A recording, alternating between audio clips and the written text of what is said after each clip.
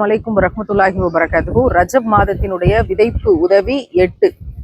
சுப்ஹானல்லாஹ், 7 உதவிகள் கேட்டிருந்தோம். அதுக்கான அடுத்த உதவிகள் இன்றைக்கு முழுவதும் நான் தான் அதை ஃபோன் அட்டன் பண்ணி பேசினேன்.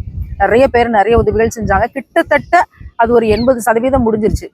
எல்லாருக்கும் அதற்கான உதவிகள் போய் சேர்றது அப்படிங்கிறது அல்லாஹ்வுக்கே எல்லா புகழும். அதற்கான கூலி இறைவன் உங்களுக்கு சிறப்பாக தரட்டும்.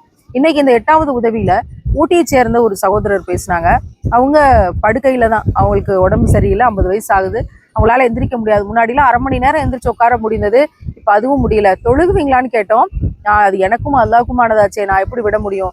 நாளைக்கு அல்லாஹ் வந்து நீ தொழுதியான்னு கேட்டு நரகத்துல போட்டுட்டா என்ன செய்ய முடியும் அப்படின்னு சொல்லி, நான் 5 வக்து நான் தொழுதுருவேன், நான் படுத்துக்கிட்டே தொழுவேமான்னு சொல்லும்போது உள்ளமெல்லாம் ஒரு உழுக்கு எடுத்துச்சு.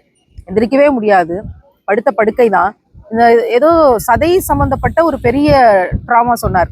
அதனால அந்த வியாதி வந்து இத்தனை பேர்ல ஒருத்தருக்கு இருக்கும்னு சொல்லும்போது, இந்த நிலைமையிலையும் அவர் தொழுகை குறித்த எவ்வளவு அக்கறையோடு சொன்னார் அப்படிங்கிறதையும், உங்களுக்கு என்ன உதவி வேணும்னு கேட்டேன். அவர் எந்த உதவியும் அவருக்குன்னு கேட்கவே இல்லை. பரவாயில்ல, நாங்கள் ஏதோ எங்க பண்றோம், பக்கத்துல இருக்க சகோதரர்கள் உதவுறாங்க, என்னோட மனைவி ஒரு ஹார்ட் பேஷண்ட் அப்படின்னு சொல்லி அவருக்கு தெரிந்த வேற ஒருத்தவங்களுக்கு முடிஞ்சா அவங்களுக்கு ஹெல்ப் பண்ணுங்கன்னு சொல்லி கேட்டாங்க. அவங்களுக்கு யாருமே இல்லை, அவங்க ஆதரவற்று தனியா இருக்கிறாங்க, அவங்களுக்கு முடிஞ்சா ஹெல்ப் பண்ணுங்கன்னு கேட்டது பெரிய நிகழ்ச்சியா இருந்தது. அப்போ நாங்கள் நியத்து வச்சோம், அவங்களுடைய மெடிசினல் திங்ஸுக்காக, அவங்க சொன்ன இன்னொருத்தவங்களுடைய மளிகை கிட்டுக்காக, இது ரெண்டுக்கும் சேர்த்து குறைஞ்சது மாதம் 5000 ரூபாய் அனுப்புவோம் அப்படின்னு நியத்து வச்சோம்.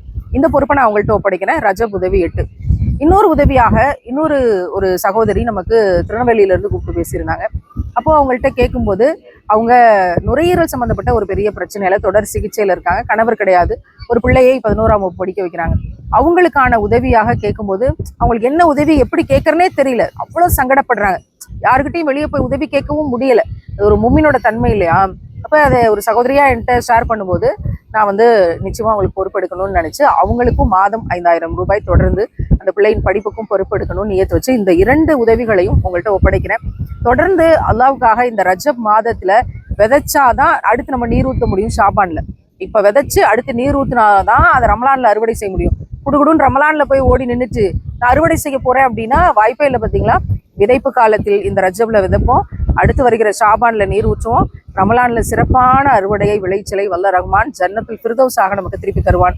இறைவன் நமக்கு தந்திருக்கிற வாக்கு, ரசூலா நமக்கு சொல்லி தந்திருக்கிற பாடம். எனவே இந்த பொழுதுல உங்களிடத்துல எனக்கு தெரிஞ்ச ஆத்தென்டிக்கான விஷயங்களை உங்கள்கிட்ட ஷேர் பண்றோம். அதை பொறுப்பெடுத்து அல்லாஹ்வுக்காக இந்த பணிகளை தொடர்ந்து செய்கிறோம். இணைப்புக்கு வாங்க, இந்த காணொலியோட இணைப்புல இருக்க எண்ணுக்கு தொடர்பு கொண்டு உங்களோட உதவிகளை பதிவு செய்யுங்க. நாளை இன்னொரு உதவியோடு சந்திப்போம் இன்ஷா அல்லாஹ்.